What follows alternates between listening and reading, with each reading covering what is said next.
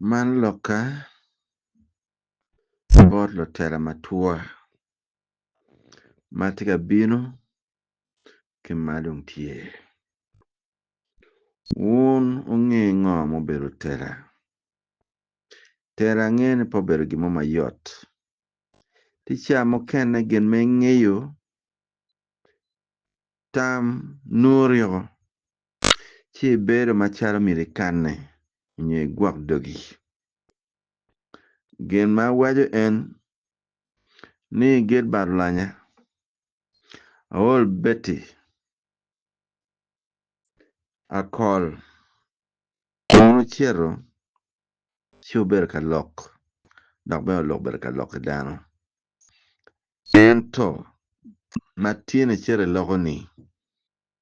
O no social media ukero in ikin dano.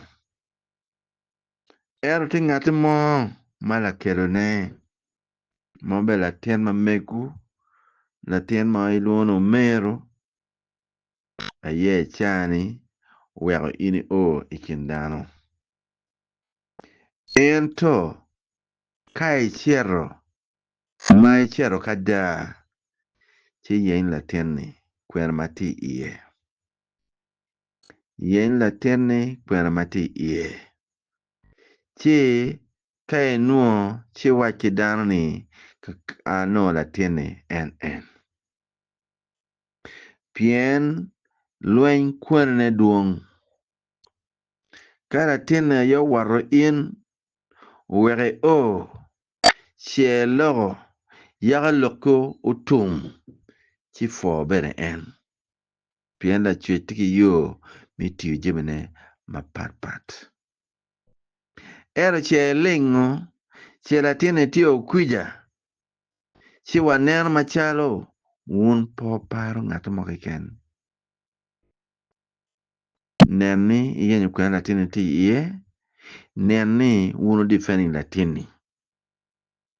Kwene mati iye. Alturu the second. We need to see him alive. Make sure you look for where he's living. And you tell us. Again, you stand for him. Because you have brought the truth. It make everyone to focus. Without him, no one can know that there's a problem somewhere. He have helped you to find a kind of faith which you are supposed to do it.